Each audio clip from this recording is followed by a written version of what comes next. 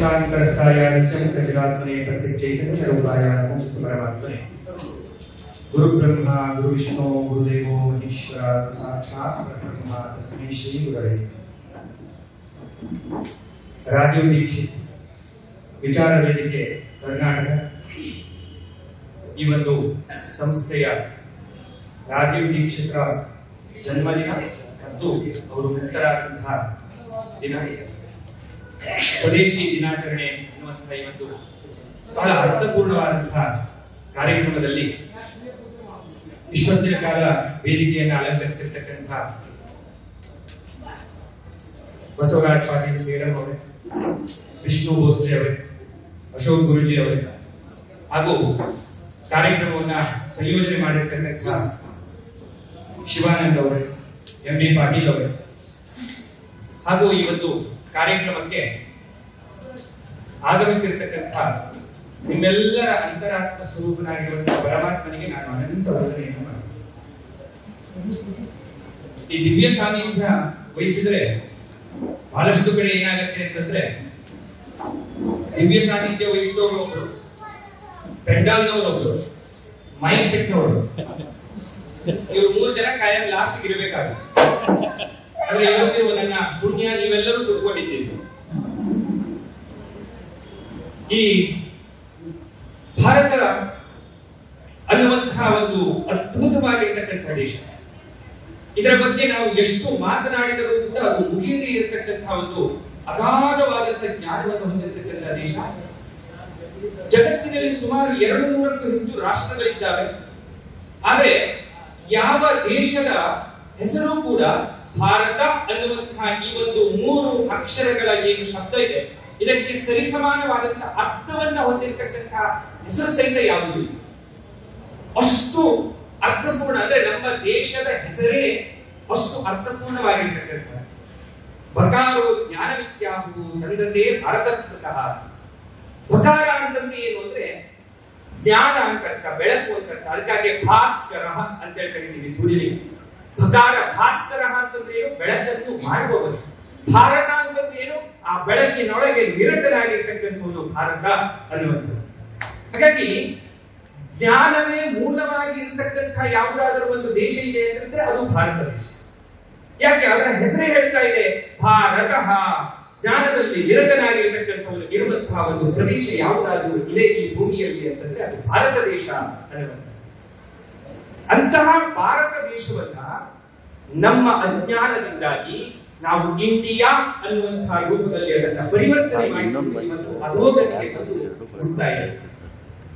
ಒಂದು ಕಾಲ ಇತ್ತು, ಚೀನಾದಲ್ಲಿ ಒಬ್ಬ ವೃದ್ಧನಾಗಿರ್ತಕ್ಕಂಥವನು, ಒಬ್ಬ ಮುದುಕನಾಗಿರ್ತಕ್ಕಂಥವನು ಪ್ರತಿ ದಿವಸವೂ ಕೂಡ ಆಗ ಚೀನಾದಿಂದ ಆಗ ದಕ್ಷಿಣಕ್ಕೆ ಮುಖ ಮಾಡಿ ನಮಸ್ಕಾರವನ್ನು ಮಾಡ್ತಾರೆ.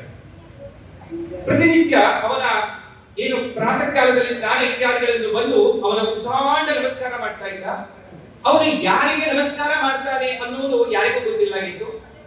ಅವರ ಮನೆಯಲ್ಲಿ ಒಬ್ಬ ಚಿಕ್ಕನಾಗಿರ್ತಕ್ಕಂಥ ಅವನ ಮೊಮ್ಮಗ ಇತ್ತು. ಆ ಮೊಮ್ಮಗ ಒಂದು ದಿವಸ ಕೇಳ್ತಾನೆ ಅಜ್ಜನಿಗೆ, ಅಜ್ಜ ನೀ ಯಾಕೆ ಯಾವಾಗ್ಲೂ ಈ ಕಡೆ ಮುಖ ಮಾಡಿ ನೀನು ನಮಸ್ಕಾರ ಮಾಡ್ತೀಯ, ಯಾಕೆ ನಮಸ್ಕಾರ ಮಾಡ್ತೀಯ?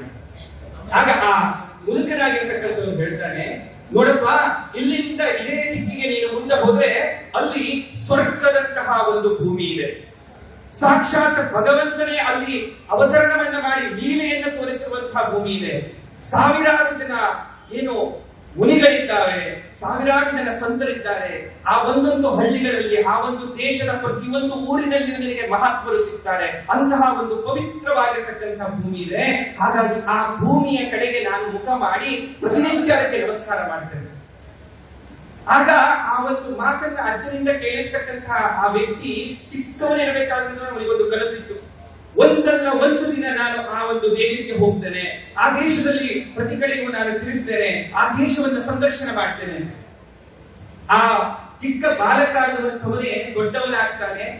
ದೊಡ್ಡವನಾಗಿ ಅವನ ಜೀವನದ ಒಂದೇ ಉದ್ದೇಶ ಅಂದ್ರೆ ಆ ಸ್ವರ್ಗದಂತಹ ಆ ಭೂಮಿ ಹೇಗಿದೆ ಅಂತ ನೋಡ್ಬೇಕು ಅಂತ. ಅದೇ ವ್ಯಕ್ತಿ ಯುವಕನಾದ ಮೇಲೆ ಒಂದು ದೊಡ್ಡದಾದಂತಹ ಪ್ರವಾಸವನ್ನ ಕೈಗೊಳ್ತಾನೆ. ಹಿಮಾಲಯ ಪರ್ವತಗಳನ್ನ ಹತ್ತಿ ಹತ್ತಿ ಇಳಿದು ಘನಘೋರವಾದಂತಹ ಕಾಡುಗಳನ್ನ, ನೂರಾರು ನದಿಗಳನ್ನ ದಾಟಿ ದಾಟಿ ದಾಟಿ ದಾಟಿ ಆತ ಭಾರತ ಭೂಮಿಗೆ ಬಂದು ಮುಟ್ಟಿ ಆ ಭಾರತ ಭೂಮಿಗೆ ನಮಸ್ಕಾರವನ್ನು ಮಾಡ್ತಾನೆ. ಆ ವ್ಯಕ್ತಿಯ ಹೆಸರೇ ಹುಯಾನ್ ಸ್ಯಾಂಗ್.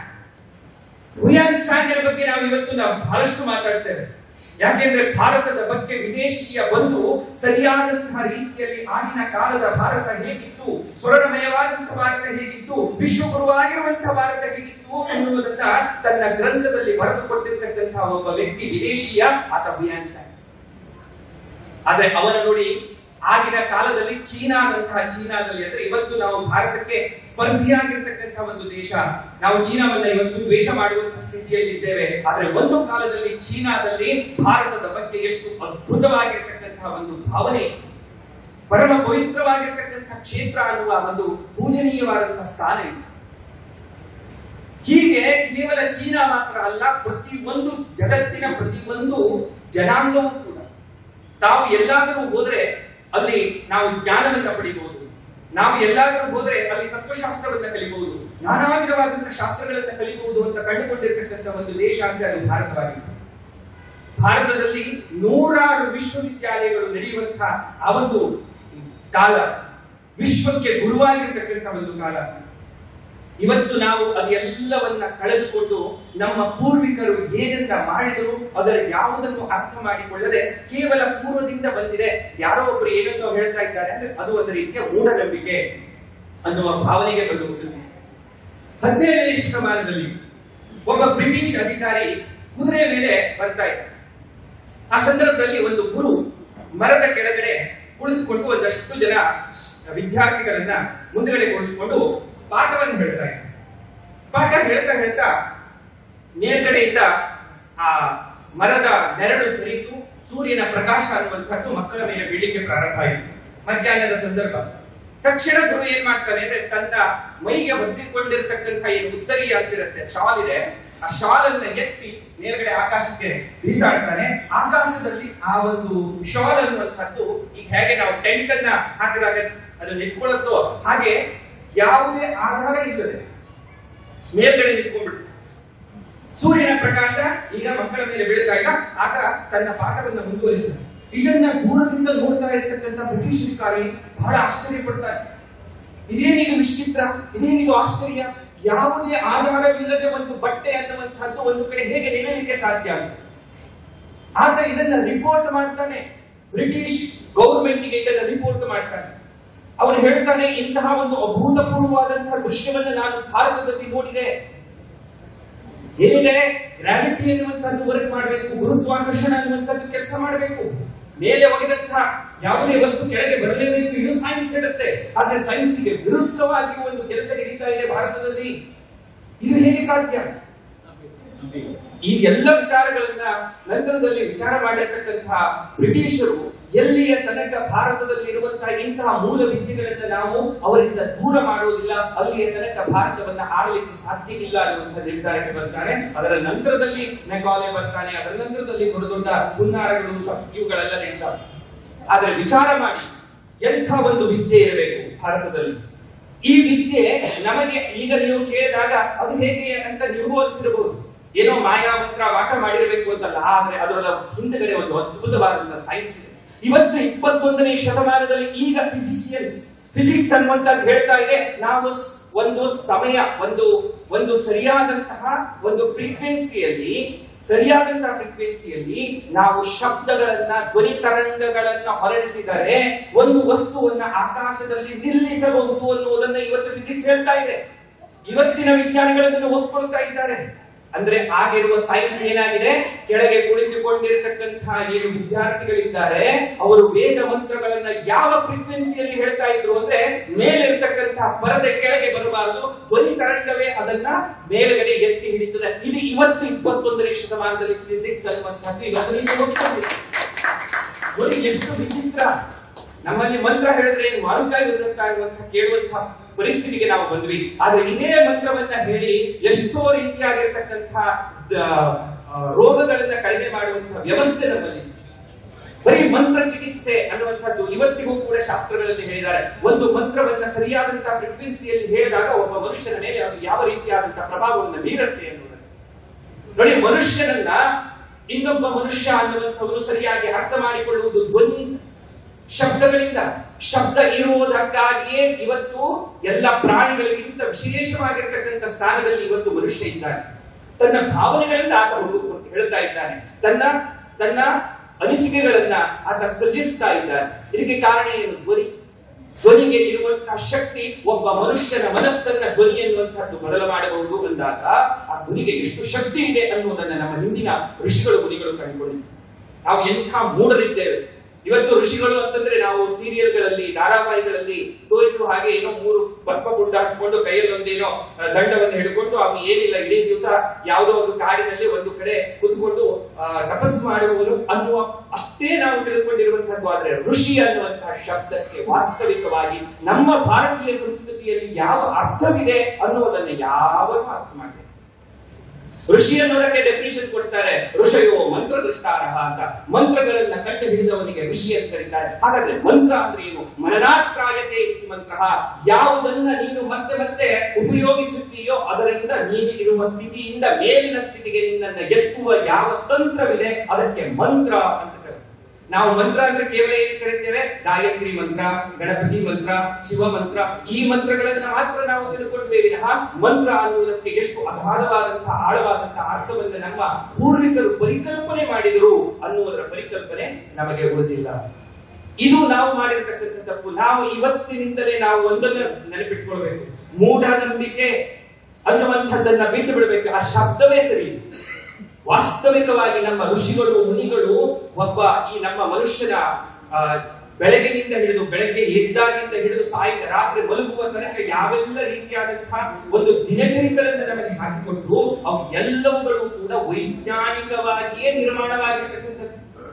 ನಮ್ಮ ಬಟ್ಟೆಯ ಪದ್ಧತಿ ಇರಬಹುದು, ಆಹಾರ ಪದ್ಧತಿ ಇರಬಹುದು, ನಾವು ಆಚರಿಸುವಂತಹ ನೀತಿಗಳಿರಬಹುದು, ನಮ್ಮ ಸಂಪ್ರದಾಯಗಳಿರಬಹುದು, ಇವು ಎಲ್ಲದರ ಹಿಂದೆ ಒಂದು ದೊಡ್ಡದಾದಂತಹ ಒಂದು ವಿಜ್ಞಾನ ಅನ್ನುವಂಥದ್ದು. ಆ ವಿಜ್ಞಾನದಿಂದಾಗಿಯೇ ಈ ಒಂದು ಸಂಸ್ಕೃತಿ ಅನ್ನುವಂಥದ್ದು ಅಷ್ಟು ಅದ್ಭುತವಾಗಿದೆ. ನಮ್ಮಲ್ಲಿ ಸಾಮಾನ್ಯ ಜನರಿಗೆ ಕೆಲವು ವಿಷಯಗಳನ್ನ ತಿಳಿಸಿ ಹೇಳಿಕ್ಕಾಗೋದಿಲ್ಲ ಅಂತ ಅದನ್ನ ನಾವು ಏನ್ ಮಾಡಿದ್ವಿ? ಸಂಪ್ರದಾಯ ಅಂತ ಮಾಡ್ಕೊಂಡು, ಶಾಸ್ತ್ರ ಅಂತ ಮಾಡ್ಕೊಂಡು ಏನ್ ಹೇಳೋದು? ಮಾಡಪ್ಪ, ಅದು ಶಾಸ್ತ್ರ, ಅದು ಹಾಗೆ ಮಾಡ್ಬೇಕು. ಒಟ್ಟಿನಲ್ಲಿ ಅವನಿಗೆ ಹೇಗಾದರೂ ಮಾಡು, ನಂಬಿಕೆಯಿಂದ ಮಾಡು, ಅದರಿಂದ ನಿನಗೆ ಒಳ್ಳೆಯದಾಗುತ್ತೆ. ಈಗ ಉದಾಹರಣೆಗಾಗಿ ಇವತ್ತು ಸಾಕಷ್ಟು ಜನರಿಗೆ ಭಾರತದಲ್ಲಿ ಏನಾಗ್ತಾ ಇದೆ ಅಂತಂದ್ರೆ, ಹೆಣ್ಣು ಮಕ್ಕಳಿಗೆ ವಿಶೇಷವಾಗಿ ನಮ್ಮಲ್ಲಿ 8 ಹೆಣ್ಣು ಮಕ್ಕಳಲ್ಲಿ ಒಬ್ಬರಿಗೆ ಇವತ್ತು ಬ್ರೆಸ್ಟ್ ಕ್ಯಾನ್ಸರ್ ಇದೆ. ಭಾರತದಲ್ಲಿ 8 ಹೆಣ್ಣು ಮಕ್ಕಳಲ್ಲಿ ಒಬ್ಬರಿಗೆ ಬ್ರೆಸ್ಟ್ ಕ್ಯಾನ್ಸರ್ ಬರ್ತಾ ಇದೆ. ಕಾರಣ ಏನು? ಯಾಕೆ ಅಂದ್ರೆ ಮಿಕ್ಸರ್ ಅನ್ನ ಯೂಸ್ ಮಾಡೋದು. ನೋಡಿ, ಮಿಕ್ಸರಿಗೂ ಮತ್ತು ಗೋಕುಲಾಷ್ಟಮಿಗೂ ಮುಲ್ಲಾಸಾರಿಗೂ ಏನ್ ಸಂಬಂಧ ಅಂತ ಕೇಳಿದಾಗ, ಮಿಕ್ಸರಿಗೂ ಮತ್ತು ಈ ಬ್ರೆಸ್ಟ್ ಕ್ಯಾನ್ಸರ್ಗೂ ಏನ್ ಸಂಬಂಧ? ಹಿಂದೆ ಒಳ್ಳು ಅಂತ ಇರ್ತಾ ಇತ್ತು, ಒರಡು ಅಂತ ಹೇಳ್ತಾ ಇದ್ವಿ, ಅದರಲ್ಲಿ ಹೀಗೆ ಬೀಸ್ತಾ ಇದ್ರು. ಬೀಸಿದಾಗ ಈ ಒಂದು ಎದೆಯ ಭಾಗದಲ್ಲಿ ರಕ್ತ ಸಂಚಲನ ಅನ್ನುವಂಥದ್ದು ಸರಿಯಾಗಿ ಆಗ್ತಾ ಇತ್ತು ಹೆಣ್ಣು ಮಕ್ಕಳಿಗೆ. ಅದರಿಂದಾಗಿ ಬ್ಲಡ್ ಫ್ಲೋ ಅನ್ನುವಂಥದ್ದಾಗ್ತಾ ಇತ್ತು. ಅದರಿಂದ ಬ್ಲಡ್ ಅನ್ನುವಂಥದ್ದು ಗಟ್ಟಿಯಾಗೋದಿಲ್ಲ. ಇವತ್ತು ಈ ಬ್ರೆಸ್ಟ್ ಕ್ಯಾನ್ಸರ್ ಅಂದ್ರೆ ಏನು? ಬ್ಲಡ್ ಅಲ್ಲಿ ಫ್ಲೋ ಸರಿಯಾಗದೆ ಅಲ್ಲಿ ಆಗುವಂತ ಗಡ್ಡೆ. ನೋಡಿ, ಇವತ್ತು ನಾವು ಒರಳನ್ನ ಬಿಟ್ಟಿರೋದಕ್ಕಾಗಿ ಹೆಣ್ಣು ಮಕ್ಕಳು 8ರಲ್ಲಿ ಒಬ್ಬ ಹೆಣ್ಣು ಮಗಳು ಇವತ್ತು ಬ್ರೆಸ್ಟ್ ಕ್ಯಾನ್ಸರ್ ಅನ್ನ ಅನುಭವಿಸಬೇಕಾಯಿತು. ನಮ್ಮ ಜೀವನ ಪದ್ಧತಿ. ನಾವಿವತ್ತು ಒಂದು ಮಿಕ್ಸರ್ ಅನ್ನ ಈಗ ಹಚ್ಚಿ ನಾವು ರುಬ್ಕೊಂಡ್ಬಿಡ್ತೇವೆ, ಆದ್ರೆ ಅದರಿಂದ ಎಷ್ಟೊಂದೆಲ್ಲ ಕಳ್ಕೊಳ್ತಾ ಇತ್ತು. ಇದನ್ನ ಅರ್ಥ ಮಾಡ್ಕೊಳ್ತಾ ಇತ್ತು. ಇವತ್ತು ಬೆಂಗಳೂರಿನಲ್ಲಿ ವಿಚಿತ್ರ ಏನಿದೆ ಅಂತಂದ್ರೆ, ಈ ಫ್ಯಾಟ್ ಆಗಿರ್ತಕ್ಕಂತಹ ಹೆಣ್ಣು ಮಕ್ಕಳಿಗೆ ಅಲ್ಲಿ ಒಂದೊಂದು ಕ್ಲಬ್ ಅನ್ನ ಮಾಡಿದ್ದಾರೆ. ಅಥವಾ ನಾವು ಈಗ ವ್ಯಾಯಾಮ ಮಾಡುವಂತಹ ಇದು ಏನಂತಾರೆ, ಜಿಮ್ ಹೆಣ್ಣು ಮಕ್ಕಳ ಜಿಮ್ ಮಾಡಿದ್ದಾರೆ. ಆ ಹೆಣ್ಣು ಮಕ್ಕಳ ಜಿಮ್ನಲ್ಲಿ ಅಲ್ಲಿ ಹೋದಂತಹ ಹೆಣ್ಣು ಮಕ್ಕಳಿಗೆ ಯಾವ ವ್ಯಾಯಾಮ ಮಾಡಿಸ್ತಾರೆ ಅಂತಂದ್ರೆ, ಒಂದು ಕೈಯಲ್ಲಿ ಒಂದು ಬಟ್ಟೆಯನ್ನು ಕೊಡ್ತಾರೆ. ಬಟ್ಟೆ ಕೊಟ್ಟು ನೆಲದ ಮೇಲೆ ಅವರನ್ನ ಕೂರಿಸಿ ಹೀಗೆ ತಿಕ್ಕೊಂತಾರೆ. ಅದನ್ನ ನೆಲ ಒರೆಸೋದು ಅಂತ ಹೇಳೋದಿಲ್ಲ, ಅದನ್ನ ವ್ಯಾಯಾಮ ಅಂತ ಕರೀತಾರೆ. ನೋಡಿ, ನಮ್ಮ ಮನೆಯಲ್ಲಿ ನಾವು ನೆಲ ಒರೆಸಿಬಿಟ್ರೆ ಅದೇ ವ್ಯಾಯಾಮ ಆಗತ್ತೆ. ಆದ್ರೆ ಅದು ಬೇಡ. ದುಡ್ಡು ಕೊಟ್ಟು ಅಲ್ಲಿಗೆ ಹೋಗಿ ಅಲ್ಲಿ ಆ ಒಂದು ನೆಲ ತಿಕ್ಕುವಂತಹ ವ್ಯಾಯಾಮವನ್ನು ಮಾಡಿ ಬರ್ತಾರೆ. ಆದ್ರೆ ಅದೇ ಹೆಣ್ಣು ಮಗಳು ಮನೆಗೆ ಬಂದು ತನ್ನ ಮನೆಯ ಇದನ್ನ ನೆಲವನ್ನ ಅವಳು ಒರೆಸೋದಿಲ್ಲ. ಅದಕ್ಕೆ ಇನ್ನೊಬ್ಬಳನ್ನ ಅವಳು ದುಡ್ಡು ಕೊಟ್ಟು ನೆಲ ಒರೆಸಲಿಕ್ಕೆ ಅವಳನ್ನ ಇಟ್ಕೊಂಡಿರ್ತಾರೆ. ಅಂದ್ರೆ ಇಂಥ ಮೂಢವಾದಂತಹ ಒಂದು ಜೀವನ ಶೈಲಿಗಳನ್ನ ನಾವು ಇವತ್ತು ಅಳವಡಿಸಿಕೊಡ್ತಾ ಇದ್ದೇವೆ. ನಾವು ದುಡ್ಡು ಕೊಟ್ಟು ಹೋಗಿ ಜಿಮ್ನಲ್ಲಿ ಮಾಡೋದೇನು ಮನೆಯಲ್ಲಿ ಮಾಡಿದ್ವಿ. ಇವತ್ತು ನಮ್ಮ ಜೀವನ ಕ್ರಮ ಅನ್ನುವಂಥದ್ದನ್ನ ನಾವು ಸಾಂಪ್ರದಾಯಿಕವಾಗಿ ಯಾವಾಗ ಮಾಡಿಕೊಳ್ತೇವೆ ಆವಾಗ ನಮಗೆ ಯಾವ ರೋಗಗಳು ಬರಲಿಕ್ಕೆ ಸಾಧ್ಯ. ನಮ್ಮ ಜೀವನ ಕ್ರಮವೇ ಹಾಗೆ. ಭಾರತದಲ್ಲಿ ಜ್ಯೋತಿಷ್ಯ ಶಾಸ್ತ್ರ, ನಾನು ಜ್ಯೋತಿಷ್ಯವನ್ನು ಅಧ್ಯಯನ ಮಾಡಿದಂತವನು, ಭಾರತದಲ್ಲಿ ಜ್ಯೋತಿಷ್ಯ ಶಾಸ್ತ್ರದ ಪ್ರಕಾರ ಒಬ್ಬ ವ್ಯಕ್ತಿಯ ನಿಜವಾದಂತಹ ಆಯುಷ್ಯ 120 ವರ್ಷ. 120 ವರ್ಷ ಒಬ್ಬ ಮನುಷ್ಯ ಬದುಕಲೇಬೇಕು. ಮಹಾಭಾರತ ರಾಮಾಯಣದ ಕಾಲದಲ್ಲಿ ನಾವು ಮಹಾಭಾರತದಲ್ಲಿಯೂ ಕೂಡ ಕೃಷ್ಣನ ಆಯುಷ್ಯನ್ನ ನಾವು ನೋಡಿದಾಗ 106 ವರ್ಷಗಳ ಕಾಲ ಬದುಕಿದಂತಹ ಒಂದು ಇದು ಸಿಗುತ್ತೆ. ಕೃಷ್ಣನಿಗೆ ನಾವೆಲ್ಲ ಇವತ್ತು ನೋಡ್ತೇವೆ, ಭಗವದ್ಗೀತೆಯನ್ನ ಉಪದೇಶ ಮಾಡ್ತಾ ಇರುವಂತಹ ಕೃಷ್ಣ ಏನೋ 18 ವರ್ಷ 20 ವರ್ಷದ ವ್ಯಕ್ತಿ ಹಾಗೆ ನಾವು ಕ್ಯಾಲೆಂಡರ್ಗಳಲ್ಲಿ ನೋಡ್ತೇವೆ. ಆದ್ರೆ ಕೃಷ್ಣ ಭಗವದ್ಗೀತೆಯನ್ನ ಅರ್ಜುನನಿಗೆ ಉಪದೇಶ ಮಾಡಬೇಕಾದ್ರೆ ಅವನಿಗೆ 83 ವರ್ಷ ಆಗಿತ್ತು ವಯಸ್ಸು. 83 ವರ್ಷದ ವಯಸ್ಸಿನ ವಯೋವೃದ್ಧ ಆಗ ಅವನು ಭಗವದ್ಗೀತೆಯನ್ನು ಉಪದೇಶ ಮಾಡಿರ್ತಕ್ಕಂಥದ್ದು. ಅರ್ಥಾತ್ ನೋಡಿ, ವಿಚಾರ ಮಾಡಿ, 100 ವರ್ಷ ಅನ್ನುವಂಥದ್ದು ಭಾರತದಲ್ಲಿ ಆಯುಸ್ಸು ಅನ್ನುವಂಥದ್ದು ಸಾವಿರವೇ ಸಾಮಾನ್ಯವಾಗಿರುವಂಥದ್ದು. ಅದಕ್ಕಾಗಿ ವೇದ ಮಂತ್ರಗಳು ಹೇಳ್ತಾವೆ, ಶತಮಾನಂ ಭವತಿ ಶತಾಯುಃ ಪುರುಷ ಶತೇಂದ್ರಿಯ ಆಯುಷ್ಯೇಂದ್ರಿಯೇ ಪ್ರತಿಷ್ಠತಿ. ಆಯುಷ್ಯ ಅನ್ನುವಂಥದ್ದು ಏನಿದೆ, 100 ವರ್ಷ ಕಟ್ಟಿಟ್ಟ ಬುದ್ಧಿ. ನೀನು ಭಾರತದಲ್ಲಿ ಹುಟ್ಟಿದ್ದೀಯಾ ಅಂದ್ರೆ 100 ವರ್ಷ ಬದುಕೇ ಬಿಡುತ್ತೀಯಾ. ಆದ್ರೆ ಇವತ್ತಿನ ಪರಿಸ್ಥಿತಿ ಏನಾಗಿದೆ, 60 ವರ್ಷ 50 ವರ್ಷ 60 ವರ್ಷ ಅದರೊಳಗೆ ಏನೋ ಪುಣ್ಯ ನಮ್ಮ ಹಾರ್ಟ್ ಕೈ ಕೊಡ್ಲಿಲ್ಲ ಅಂದ್ರೆ ನಾವು 60 ವರ್ಷ 70 ವರ್ಷ ಬದುಕ್ತೇವೆ ಅನ್ನುವ ಪರಿಸ್ಥಿತಿ ನಮಗೆ ಇವತ್ತು ಬಂದಿದೆ. ಅಂದ್ರೆ ಇದಕ್ಕೆ ಕಾರಣ ಏನು? ಕಾರಣ ಇಷ್ಟೇ, ನಾವು ಮಾಡಿಕೊಂಡಂತಹ ಒಂದು ಅಜ್ಞಾನ ಜೀವನ ಶೈಲಿಯನ್ನ ನಾವು ಅಂದ್ರೆ ಪೂರ್ವದವರು ಕೊಟ್ಟಿರುವಂತಹ ಸಂಪ್ರದಾಯಗಳು ಎಲ್ಲವೂ ಮೂಢನಂಬಿಕೆಯಾಗಿದೆ, ಮೂಢತ್ವವಾಗಿದೆ ಅಂತ ಹೇಳಿ ನಾವು ಯಾವಾಗ ಪಾಶ್ಚಾತ್ಯವಾಗಿರ್ತಕ್ಕಂಥ ಸಂಸ್ಕೃತಿಯನ್ನ ನಮ್ಮ ಮೇಲೆ ಆರೋಪ ಮಾಡಿಕೊಂಡ್ವಿ, ಅಲ್ಲಿಂದ ನಮ್ಮ ಸರ್ವನಾಶ ಅನ್ನುವಂಥದ್ದು ಪ್ರಾರಂಭ. ಇವತ್ತಿಷ್ಟೆಲ್ಲ ಒಂದು ನಮ್ಮ ವಿಷ್ಣು ಭೋಸ್ಲೆ ಅವರು ಹೇಳಿದ್ರು. ಅವರು ಹೇಳಿರ್ತಕ್ಕಂಥ ಸಂಪೂರ್ಣ ಒಂದು ಉಪನ್ಯಾಸದ ಸಾರ ಏನು ಅಂತಂದ್ರೆ, ನಾವು 4 ಪಾಯ್ಸನ್ ಗಳನ್ನ ಬಿಡಬೇಕು. ಈಗ ವೈಟ್ ಪಾಯ್ಸನ್ಸ್ ಅಂತ ಕರೀತಾರೆ, ಬಿಳಿಯ ವಿಷಗಳು. ನಮ್ಮ ಮನೆಯಲ್ಲಿ ಅಡಿಗೆ ಮನೆಯಲ್ಲಿ ಇರತಕ್ಕಂಥ 4 ಬಿಳಿಯ ವಿಷಗಳು. ಯಾವ ಬಿಳಿಯ ವಿಷಗಳು? ಒಂದು ವೈಟ್ ಶುಗರ್, ಇನ್ನೊಂದು ವೈಟ್ ಸಾಲ್ಟ್, ಮತ್ತೊಂದು ವೈಟ್ ಮೈದಾ ಆಯ್ತು, ಆಮೇಲೆ ವೈಟ್ ಆಯಿಲ್ ಅನ್ನುವಂಥದ್ದು, ಅಂದ್ರೆ ಪ್ಯೂರಿಫೈ ಮಾಡಿರುವಂತಹ ಆಯಿಲ್, ಮತ್ತೆ ವೈಟ್ ರೈಸ್, ಪಾಲಿಶ್ ಮಾಡಿರ್ತಕ್ಕಂಥ ರೈಸ್. ಈ 4ನ್ನ ನೀವು ಯಾವಾಗ ಬಿಡ್ತೀರಿ, ನಿಮಗೆ ಯಾವ ರೋಗಗಳು ಬರ್ಲಿಕ್ಕೆ ಸಾಧ್ಯವೂ ಇಲ್ಲ. ಈ 4ರಿಂದಲೇ ಸಾಮಾನ್ಯವಾಗಿ 150 ಶುಗರ್ ಬರ್ತಾ ಇರೋದು, ಬಿಪಿ ಬರ್ತಾ ಇರೋದು, ಹಾರ್ಟ್ ಅಲ್ಲಿ ಬ್ಲಾಕೇಜ್ ಆಗ್ತಾ ಇರುವಂತದ್ದು, ಕಿಡ್ನಿ ಫೇಲ್ಯೂರ್ ಆಗ್ತಾ ಇರುವಂತದ್ದು, ಕ್ಯಾನ್ಸರ್ ಬರ್ತಾ ಇರ್ತಕ್ಕಂಥದ್ದು, ಇವು ಎಲ್ಲವುಗಳು ಕೂಡ ಇದೇ 4ರಿಂದ ಬರ್ತಾ ಇರ್ತದೆ. ನೀವು ಇದ 4ನ್ನ ನಿಮ್ಮ ಅಡಿಗೆ ಮನೆಯಿಂದ ಯಾವಾಗ ಹೊರಗೆ ತರ್ತೀರಿ, ನೀವು 80% ನೀವು ಕ್ಲಿಯರ್ ಆಗ್ತಾರೆ, ಶುದ್ಧರಾದಾಗ. ಅದರ ನಂತರ ನೀವು ಕಷಾಯ ಕುಡಿತೀರಿ ಅಂತ ಮಾಡ್ತೀರಿ, ಇದು ಬಹಳ ಬೆಸ್ಟ್ ಬಿಡಿ, ಅದಕ್ಕೂ ಬಿಡಿ, ಬೇಕಾದಷ್ಟಿದೆ. ಅಂತಹ ಒಂದು ನೋಡಿ, ಎಂಥ ಅದ್ಭುತವಾದಂತಹ ಒಂದು ದೇಶದಲ್ಲಿ ಬದುಕುವಂತಹ ಜೀವನ ಶೈಲಿಯೇ ಒಂದು ರೀತಿಯಲ್ಲಿ ಯೋಗವಾಗಿದೆ, ಒಂದು ರೀತಿಯಲ್ಲಿ ಪ್ರಾಣಾಯಾಮವಾಗಿದೆ, ಒಂದು ರೀತಿಯಲ್ಲಿ ಎಲ್ಲ ವೈದ್ಯಕೀಯವಾದಂತಹ ವ್ಯವಸ್ಥೆಗಳು ನಮ್ಮ ಜೀವನ ಕ್ರಮದಲ್ಲಿಯೇ ಇಲ್ಲ.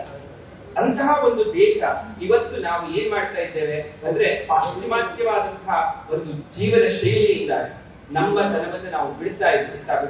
ನೋಡಿ, ಇವತ್ತು ಒಂದೇ ಒಂದು ಪ್ರಶ್ನೆ, ಇಷ್ಟೆಲ್ಲ ಜನ ನಾವು ಕುಳಿತಿದ್ದೇವೆ, ಜಗತ್ತಿನಲ್ಲಿ 140 ಕೋಟಿ ನಮ್ಮಲ್ಲಿ ಇದ್ದಾರೆ. ಇದರಲ್ಲಿ ಯಾರಾದ್ರೂ ಒಬ್ಬರು ಸಮಾಧಾನದಲ್ಲಿ ಇದ್ದೇನಪ್ಪ ಅಂತ ಕೇಳಿ ಒಬ್ಬರು ನಿಮಗೆ ಸಮಾಧಾನದಲ್ಲಿ ಇರುವಂತಹ ವ್ಯಕ್ತಿ ಸಿಗೋದಿಲ್ಲ. ಇಲ್ಲಪ್ಪ, ನನ್ನ ಜೀವನದಲ್ಲಿ ಏನು ತೊಂದರೆ ಇಲ್ಲ, ನಾವು ಆರಾಮಾಗಿದ್ದೀನಿ, ಖುಷಿಯಿಂದ ಇದ್ದೀರಿ, ಸಾಧ್ಯನೇ ಇಲ್ಲ. ನಾವು ಕೇಳಿದಾಗಷ್ಟೇ ಆರಾಮೇನು ಅಂದಾಗ ಆರಾಮಿಲ್ಲ, ಅಷ್ಟಕ್ಕೆ ಆರಾಮ. ಅದ್ರ ನಂತರ ನೀವು ಕೇಳ್ರಿ, ಹೇಗಿಪ್ಪ ಹಿಂಗಾಯ್ತು, ಅದಾಯ್ತು, ಇದಾಯ್ತು, ಮಗನ್ ಹಿಂಗಾಯ್ತು, ಮಗಳಿಗೆ ಹಿಂಗಾಯ್ತು, ಅವನಿಗೆ ಜಾಬ್ ಸಿಗ್ಲಿಲ್ಲ, ನನಗೆ ಹಿಂಗಾಯ್ತು, ನನ್ ಕಾಲ್ ಬಂದಿದೆ, ನನ್ ಮದುವೆ ಆಗಿಲ್ಲ, ಅದು ಇದು 108 ರಗಳೆಗಳು ನಮಗೆ ಬಂದೇ ಬರ್ತವೆ. ಆರಾಮಿದ್ದೀಯಾ ಅಂದಾಗ ಆರಾಮ್ರಿ, ಇಷ್ಟಕ್ಕೆ ಆರಾಮು, ಅದ್ರ ನಂತರ ಆರಾಮಿಲ್ಲ, ಅಂತಹ ಪರಿಸ್ಥಿತಿ. ಆದ್ರೆ ಒಂದು ವಿಚಾರ ಮಾಡಿ, ಭಾರತದ ಒಂದೊಂದು ದೇವಸ್ಥಾನಗಳನ್ನ ನಿರ್ಮಾಣ ಮಾಡಿರ್ತಕ್ಕಂಥ ಇವತ್ತು ಇಂಥ ದೊಡ್ಡ ಟೆಕ್ನಾಲಜಿ ಇದೆ, ಮಿಷನರೀಸ್ಗಳಿದ್ದಾವೆ, ಕ್ರೇನ್ಗಳಿದ್ದಾವೆ. ಒಂದು ಅಂತಹ ದೇವಸ್ಥಾನ ನೀವು ಹೋಗಿ ನಟರಾಜ ಮಂದಿರವನ್ನ, ತಮಿಳುನಾಡಿನಲ್ಲಿ ನಟರಾಜ ಮಂದಿರವನ್ನ ನೋಡಿ, ಒಂದೊಂದು ದೇವಸ್ಥಾನದಲ್ಲಿ ಅದೇ ಹೇಗೆ ನಿರ್ಮಾಣ ಮಾಡಿದ್ರು. ಒಂದು ದೇವಸ್ಥಾನವನ್ನು ನಿರ್ಮಾಣ ಮಾಡಬೇಕಾದ್ರೆ ತನ್ನ ಮಗ, ಮರಿಮಗ, ಮೊಮ್ಮಗ, ಹೀಗೆ ಇಡೀ ಒಂದೊಂದು ಕುಲಗಳೇ ಹೋಗಿದ್ದಾವೆ. ಆದ್ರೆ ಅವನಿಗೆ ಯಾರಿಗೂ ಅಸಮಾಧಾನ ಅನ್ನೋದಿಲ್ಲಾಗಿತ್ತು. ಅವನು ಒಂದು ಕಲ್ಲನ್ನ ತೆಗೆದುಕೊಂಡು ಕೆತ್ತಬೇಕಾದ್ರೆ ಅವನಿಗೆ ಎಂಥ ಒಂದು ಪೇಷನ್ಸ್ ಇತ್ತು, ಒಂದು ಸಮಾಧಾನ ಇತ್ತು, ಒಂದು ಆನಂದ ಇತ್ತು ಅಂದ್ರೆ ಆ ಕಲ್ಲನ್ನ ಇವತ್ತು ಸಹಿತ ನಮ್ಮ ಎಷ್ಟೋ ದೇವಸ್ಥಾನಗಳಲ್ಲಿ ಬಳಸಿರುವಂತಹ ಕಲ್ಲನ್ನ ಇವತ್ತು ನಾವು ಗ್ರಾನೈಟ್ ಕಟಿಂಗ್ ಮಿಷನ್ಗಳಿಂದ ಸಹಿತ ನಾವು ಕಟ್ ಮಾಡಲಿಕ್ಕೆ ಸಾಧ್ಯ ಇಲ್ಲ. ಅಂಥ ಕಲ್ಲುಗಳನ್ನ ಕಡಿದು ಅವರು ದೇವಸ್ಥಾನಗಳನ್ನ, ಎಂಥ ದೇವಸ್ಥಾನ, ಎಂತೆಂಥ ದೇವಸ್ಥಾನಗಳು, ಒಂದೊಂದು ದೇವಸ್ಥಾನವನ್ನ ಸಾವಿರ ವರ್ಷಗಳ ಕಾಲ ಕಟ್ಟಿದ್ದಾರೆ. ವಿಚಾರ ಮಾಡಿ. ಅಂದ್ರೆ ಆ ಕೆತ್ತಿರುವಂತಹ ಶಿಲ್ಪಿಗೆ ಎಂಥ ಸಮಾಧಾನ ಇರಬೇಕು, ಎಂಥ ತಪಸ್ಸಿರಬೇಕು, ಎಂಥ ಡೆಡಿಕೇಶನ್ ಇರಬೇಕು, ಎಂಥ ಸಮರ್ಪಣಾ ಭಾವ ಇರಬೇಕು. ಅಂತಹ ಸಮರ್ಪಣೆ ನಮ್ಮ ಹತ್ರ ಇರ್ಲಿಕ್ಕೆ ಸಾಧ್ಯ ಇದೆ. ನಮ್ಮ ಹತ್ರ 3 ತಾಸು ಒಂದು ಕಡೆ ಕುತ್ಕೊಂಡು ನಮ್ಮ ಹತ್ರ ಕುತ್ಕೊಳ್ಳಿಕ್ ಆಗುದಿಲ್ಲ, ಚಡ್ಪಡಿಸ್ಲಿಕ್ಕೆ ಸ್ಟಾರ್ಟ್ ಆಗುತ್ತೆ. ಸಾಕಾಗಿತ್ತು ಇವ್ರು ಭಾಷಣ ಮಾಡಿತ್ತು, ಇನ್ನು ಸ್ವಲ್ಪ ಹೊತ್ತು ಮುಗಿಸಿದ್ರೆ ಸಾಕು, ಹೋಗಿ ಊಟ ಮಾಡಿ ಕುತ್ಕೊಳ್ಳಿಕ್ ಆಗೋದಿಲ್ಲ, ಅಸಮಾಧಾನ ಇದೆ. ಒಬ್ಬ ಋಷಿ ಅನ್ನುವಂಥವನು ಒಂದು ಕಡೆ ಪದ್ಮಾಸನ ಹಾಕಿ ಕುಳಿದ್ರೆ ಎಷ್ಟು ದಿವಸಕ್ಕೆ ಆತ ಹೇಳ್ತಾನೆ ಅವನಿಗೆ ಗೊತ್ತಿಲ್ಲ. ಅಂತಹ ಋಷಿಗಳು ಇರ್ತಕ್ಕಂತಹ ಭಾರತ ದೇಶ ಇವತ್ತು ನಮ್ಮ ಹತ್ರ 1 ತಾಸು 10 ನಿಮಿಷ ಕೆಳಗಡೆ ಪದ್ಮಾಸನದಲ್ಲಿ ಕುತ್ಕೊಂಡ್ರೆ ಯಾವನತ್ರ ಕುತ್ಕೊಳ್ಳಿಕ್ ಆಗುದಿಲ್ಲ. ಎಂತ ಯುವಕರನ್ನ ಕರ್ಕೊಂಡು ಬನ್ನಿ ನೀವು, 10 ನಿಮಿಷ ಆದ್ಮೇಲೆ ಅವನಿಗೆ ಕಾಲು ತುಂಬಿಡಲಿಕ್ಕೆ ಪ್ರಾರಂಭ ಆಗುತ್ತೆ. ಅಂತಹ ಸ್ಥಿತಿಗೆ ನಾವು ಇವತ್ತು, ಅಂದ್ರೆ ನಮ್ಮನ್ನೇ ನಾವು ಕಳ್ಕೊಂಡು ಇವತ್ತು ನಮ್ಮ ಆರೋಗ್ಯ ಕಳ್ಕೊಂಡ್ವಿ, ನಮ್ಮ ಮನಸ್ಸಿನ ಶಾಂತಿಯನ್ನು ಕಳ್ಕೊಂಡ್ವಿ, ನಮ್ಮ ಸಮಾಜವನ್ನು ಕಳ್ಕೊಂಡ್ವಿ, ಸಂಪ್ರದಾಯವನ್ನು ಕಳ್ಕೊಂಡ್ವಿ. ಇದೆಲ್ಲವನ್ನ ಕಳಿತ ಎಲ್ಲಿಗೆ ಬಂದು ಮುಟ್ಟಿದ್ದೇವೆ ಇವತ್ತು ಅಂದ್ರೆ ನಮ್ಮ ದೇಶ ಯಾವಾಗ ನಮ್ಮ ಕೈಯಿಂದ ತಪ್ಪಿ ಹೋಗುತ್ತೆ ಅದು ನಮಗೆ ಗೊತ್ತಿಲ್ಲ. ಇವತ್ತು ಬಾಂಗ್ಲಾದೇಶದ ಪರಿಸ್ಥಿತಿಯನ್ನು ನಾವು ನೋಡ್ತಾ ಇದ್ದೇವೆ, ಅಫ್ಘಾನಿಸ್ತಾನದ ಪರಿಸ್ಥಿತಿ ನೋಡ್ತಾ ಇದ್ದೇವೆ, ಪಾಕಿಸ್ತಾನದ ಪರಿಸ್ಥಿತಿ ನೋಡ್ತಾ ಇದ್ದೇವೆ, ಕೆನಡಾದ ಪರಿಸ್ಥಿತಿ ನೋಡ್ತಾ ಇದ್ದೇವೆ. ಇವತ್ತು ಭಾರತದ ಪರಿಸ್ಥಿತಿ ನಾಳೆ ಏನಾಗಬಹುದು ಅನ್ನುವುದರ ಪ್ರಶ್ನೆಗೆ ನಾವು ಬಂದು ಬಿಟ್ಟಿದ್ದೇವೆ. ಯಾಕೆಂದ್ರೆ ನಮ್ಮ ತನವನ್ನು ನಾವು ಕಳ್ಕೊಂಡು, ನಮಗೆ ನಮ್ಮ ಬಗ್ಗೆ ಗೊತ್ತಿಲ್ಲ. ನಮ್ಮ ಪರಿಸ್ಥಿತಿ ಹಾಗಾಗಿದೆ ಅಂದ್ರೆ ಆಂಜನೇಯನ ಹಾಗಾಗಿದೆ. ಆಂಜನೇಯನಿಗೆ ಹಾಗೆ ಚಿಕ್ಕವನಿರಬೇಕಾದ್ರೆ ಆಂಜನೇಯ ಒಬ್ಬ ಋಷಿಯ ಆಶ್ರಮಕ್ಕೆ ಹೋಗಿ ಅಲ್ಲಿ ಬಹಳಷ್ಟು ಉಪಕರಣ ಮಾಡಿಬಿಟ್ಟ. ಅಲ್ಲಿರುವಂತಹ ಹಣ್ಣಿನ ಮರಗಳಿಗೆ ಹತ್ತೋದು, ಅಲ್ಲಿರುವಂತಹ ಹಣ್ಣುಗಳನ್ನು ಕೊಯ್ಯೋದು, ಏನೇನೋ ಗಿಡಗಳನ್ನ ಕಿತ್ತೋಗಿಯೋದು. ಆ ಋಷಿಗೆ ಸಿಟ್ಟು ಬಂದ್ಬಿಟ್ಟು, ಇದೇನು ಇದೊಂದು ಮಂಗ ಬಂದು ಇಷ್ಟೆಲ್ಲ ತೊಂದರೆ ಕೊಡ್ತಾ ಇದೆ ಅಂತ ಆ ಮಂಗನಿಗೆ ಅವನು ಒಂದು ಶಾಪ ಕೊಡ್ತಾನೆ. ಏನು ಅಂದ್ರೆ, ನಿನ್ನ ಶಕ್ತಿ ನಿನಗೆ ಅರ್ಥವಾಗದೇ ಹೋಗಲಿ, ನಿನ್ನ ಶಕ್ತಿ ನಿನಗೆ ಅರ್ಥ ಆಗೋದಿಲ್ಲ. ಹನುಮಂತನಿಗೆ ಇರುವಂತಹ ಒಂದು ಶಾಪ. ಅವನಿಗೆ ಗೊತ್ತೇ ಇಲ್ಲ ನನ್ನಲ್ಲಿ ಎಷ್ಟು ಶಕ್ತಿ ಇದೆ, ನನಗೆ ಗೊತ್ತಿಲ್ಲ. ಈ ಸ್ಥಿತಿಯಲ್ಲಿ ಆಮೇಲೆ ರಾಮಾಯಣದಲ್ಲಿ ಬರುತ್ತೆ, ಸೀತೆಯನ್ನು ಹುಡುಕಲಿಕ್ಕೆ ಹೋಗುವವರು ಎಲ್ಲಿಗೆ ಹೋಗ್ಬೇಕು? ಶ್ರೀಲಂಕಾಕ್ಕೆ ಹೋಗ್ಬೇಕು. 32 ಕಿಲೋಮೀಟರ್ ಸಾಗರವನ್ನ ಹಾರಬೇಕು. ಯಾರು ಹಾರ್ತಾರೆ ಅಂದಾಗ ಎಲ್ಲರೂ ತಲೆ ಮೇಲೆ ಕೈ ಎತ್ಕೊಂಡು ಕೂತ್ಕೊಂಡು, ಯಾರು ಹಾರೋದು? 32 ಕಿಲೋಮೀಟರ್ ಹಾರು ಹೋಗ್ಬೇಕಲ್ಲ, ಯಾರಂತ ಸಾಧ್ಯ ಇದೆ? ಅವರು ಎಲ್ಲಾ ಮಂಗಗಳ ಜೊತೆಗೆ ಹನುಮಂತನು ತಲೆ ಮೇಲೆ ಕೈ ಎತ್ಕೊಂಡ, ಕೂದಲ್ಲ ಯಾರು ಹಾರುವುದು, ಯಾರು ಹಾರಲಿಕ್ಕೆ ಯಾಕೆ ಸಾಧ್ಯ ಇದೆ? ಪಕ್ಕದಲ್ಲಿರುವಂತ ಜಾಂಬು ಅಂತ ವಿಚಾರ ಮಾಡ್ತಾನೆ. ಅಲ್ಲಪ್ಪ, ಅವರೆಲ್ಲ ಮಂಗಗಳು, ಹೌದು, ಅವರಿಗೆ ಶಕ್ತಿ ಇಲ್ಲ. ನೀನು ಆಂಜನೇಯ, ಶಿವಾಂಶ ಸಂಭೂತ, ನಿನ್ನ ಹತ್ರ ಸಾಧ್ಯ ಇಲ್ಲ ಅಂದ್ರೆ ನನ್ನ ಹತ್ರ ಸಾಧ್ಯನಾ ಅಂತ ಕೇಳ. ನನ್ನ ಹತ್ರ ಸಾಧ್ಯನಾ? ಈ ಕೆಲಸವನ್ನ ನಿನ್ನ ಬಿಟ್ಟರೆ ಬೇರೆ ಯಾರು ಮಾಡ್ಲಿಕ್ಕೆ ಸಾಧ್ಯನೇ ಇಲ್ಲ. ನಿನ್ನೊಳಗಿರುವ ಶಕ್ತಿಯನ್ನ ನೀನು ಜಾಗೃತ ಮಾಡ್ಕೋ, ನೋಡು ನೀ ಯಾರು ಅಂತ, ನಿನ್ನ ಶಕ್ತಿ ಎಷ್ಟು ಅದ್ಭುತವಾಗಿದೆ ಅಂತ ವಿಚಾರ ಮಾಡುವಂತಾಗ ಆಂಜನೇಯನಿಗೆ ನೆನಪಂತು, ಹೌದಲ್ಲ, ನನ್ನಲ್ಲೂ ಶಕ್ತಿ ಇದೆ. ಏನ್ 32 ಕಿಲೋಮೀಟರ್ ಏನ್ ದೊಡ್ಡದಲ್ಲ, ಹಿಮಾಲಯದಿಂದ ಇದರ ತನಕ ಕನ್ಯಾಕುಮಾರಿಯ ತನಕ ಹಾರುವಂತಹ ಶಕ್ತಿ ನನಗಿದೆಯಲ್ಲ ಅನ್ನುವಂತರ ಪರಿಜ್ಞಾನ ಅವನಿಗೆ ಬಂದು ಅಲ್ಲಿಂದ ಆತ ಶ್ರೀಲಂಕಾಕ್ಕೆ ಹಾರ್ತ. ಈಗ ಭಾರತೀಯರ ಪರಿಸ್ಥಿತಿಯೂ ಇದೆ. ನಮಗೆ ನಮ್ಮ ಶಕ್ತಿಯೇ ಗೊತ್ತಿದೆ. ನಾವು ಯಾಕಾಗಿ ಯಾವ ದೇಶದಲ್ಲಿ ನಾವು ಹುಟ್ಟಿದ್ದೇವೆ ನಮಗೆ ಏನು ಮಹತ್ವ ಇಲ್ಲ, ಆದರೆ ಹುಟ್ಟಿರುವಂತಹ ಭೂಮಿಗೆ ಎಂತ ಮಹತ್ವವಿದೆ. ಈ ಭಾರತ ದೇಶ ಎಂತ ದೇಶ! ಪ್ರತಿ ಒಂದು ಇದರಲ್ಲಿರುವಂತಹ ಪ್ರತಿಯೊಂದು ಮಣ್ಣಿನ ಅಣುಗಳಲ್ಲಿ ಮಹಾತ್ಮರು ಅಡ್ಡಾಡಿರ್ತಕ್ಕಂಥ ಎಂತ ಋಷಿಗಳು, ಎಂತ ಮುನಿಗಳು. ನೀವು ಜಗತ್ತಿನ ಬೇರೆ ದೇಶಕ್ಕೆ ಹೋಗಿ ನಿಮ್ಮಲ್ಲಿ ಇರುವಂತಹ ಮಹಾತ್ಮರ ಹೆಸರು ಹೇಳಿ ಅಂದ್ರೆ 2 ಜನರದ್ದು ಹೇಳ್ಬೋದು, 3 ಜನರದ್ದು ಹೇಳ್ಬೋದು, 4 ಜನರದ್ದು ಹೇಳ್ಬೋದು. ಭಾರತದ ಒಂದು ಹಳ್ಳಿಗೆ ಹೋಗಿ ಕೇಳಿ ಎಷ್ಟು ಜನ ಮಹಾತ್ಮರು ಈ ಹಳ್ಳಿಯಲ್ಲಿ ಆಗೋಗಿದ್ದಾರೆ ಅಂತೇಳಿ ಎಷ್ಟೆಲ್ಲ ಜನರ ಹೆಸರುಗಳಿಂದ ನಾವು ಹೇಳ್ಬೋದು. ಎಂತ ಅದ್ಭುತವಾದಂತಹ ಒಂದು ದೇಶದಲ್ಲಿ, ದೇವಭೂಮಿಯಲ್ಲಿ ಹುಟ್ಟಿರುವಂತಹ ನಾವು ಇವತ್ತು ನಮ್ಮ ತನವನ್ನ ಮರೆತುಕೊಂಡು ಅಜ್ಞಾನಿಗಳಾಗಿ, ಮೂಢರಾಗಿ, ಯಾವುದೋ ಒಬ್ಬರು ಹೇಳಿರುವಂತಹ ಮಾತುಗಳಿಗೆ ಕಿವಿ ಕೇಳಿಕೊಂಡು ನಮ್ಮ ತನವನ್ನೆಲ್ಲವನ್ನ ನಾವು ಮರೆಸ್ಕೊಂಡು ಹೋಗ್ತಾ ಇದ್ದೇವಲ್ಲ. ಇದರಂತಹ ಮೂಢತ್ವ ಈ ಜಗತ್ತಿನಲ್ಲಿ ಯಾವುದು? ಹಾಗಾಗಿ ಇವತ್ತು ಕೇವಲ ನಾವಷ್ಟೇ ಅಲ್ಲದೆ ನಮ್ಮ ಸುತ್ತಮುತ್ತಲಿನ ಜನರನ್ನು ಕೂಡ ನಾವು ಜಾಗೃತ ಮಾಡುವಂತಹ ಅನಿವಾರ್ಯತೆ. ಆ ಕಾರ್ಯದಲ್ಲಿ ರಾಜೀವ್ ದೀಕ್ಷಿತ್ ವೇದಿಕೆ ಬಹಳ ವಿಶೇಷವಾಗಿ ಕಾರ್ಯವನ್ನ ಮಾಡ್ತಾ ಇರತಕ್ಕಂಥದ್ದು. ಶಿವಾನಂದ್ ಅವರಿರ್ಬೋದು, ಎಂ.ಬಿ. ಪಾಟೀಲ್ ಅವರಿರ್ಬೋದು, ನನಗೆ ಇಲ್ಲಿ ಪರಿಚಯ ಇರುವವರು ಅವರಿಬ್ಬರೇ. ಸಾಕಷ್ಟು ಅವರ ಎಲ್ಲ ಏನು ಸಂಗಡಿಗರಿದ್ದಾರೆ. ತಾವೆಲ್ಲರೂ ಕೂಡ ಮಾಡ್ತಾ ಇರುವಂತಹ ಕಾರ್ಯ ಬಹಳ ಅದ್ಭುತವಾದಂತಹ ಕಾರ್ಯ. ರಾಜೀವ್ ದೀಕ್ಷಿತ್ ಅವರು ನಮ್ಮ ಮಧ್ಯದಲ್ಲಿ ಇಲ್ಲ ಅಂತ ಹೇಳುವಂತ ಪ್ರಶ್ನೆಯೇ ಇಲ್ಲ. ಇವತ್ತಿಗೂ ಕೂಡ ಅತಿ ಹೆಚ್ಚು ರೀಲ್ಸ್ ಗಳು ಯಾರದ್ದು ವೈರಲ್ ಆಗ್ತದೆ ಅಂದ್ರೆ ರಾಜೀವ್ ದೀಕ್ಷಿತ್ ಅವರದ್ದು ಲೀಸ್ಟ್ ಅಲ್ಲಿ ಅವ್ರದ್ದು ಹೆಸರಿದ್ದೇ ಇದೆ. ಅವರು ಹೋದರೂ ಕೂಡ ಇವತ್ತು ನಮಗೆ ವಿಡಿಯೋಗಳ ಮೂಲಕ, ಅವರ ರೀಲ್ಸ್ ಗಳ ಮೂಲಕ, ಅವರ ಕೆಸೆಟ್ ಗಳ ಮೂಲಕ, ಅವರ ಧ್ವನಿ ಮುದ್ರಣಗಳ ಮೂಲಕ ನಮಗೆ ಇದ್ದೇ ಇದ್ದಾರೆ. ಅವರು ಜಗತ್ತಿಗೆ ಏನನ್ನ ಕೊಡಬೇಕಾಗಿದೆ ಅದನ್ನ ತನ್ನ ಭಾಷಣದ ಮೂಲಕ ಅವರು ಸಾಕಷ್ಟು ಕೊಟ್ಟಿದ್ದಾರೆ. ಅದನ್ನಷ್ಟೇ ಜೀರ್ಣ ಮಾಡಿಕೊಂಡ್ರು ಭಾರತ ಉದ್ಧಾರ ಹೋಗ್ತದೆ.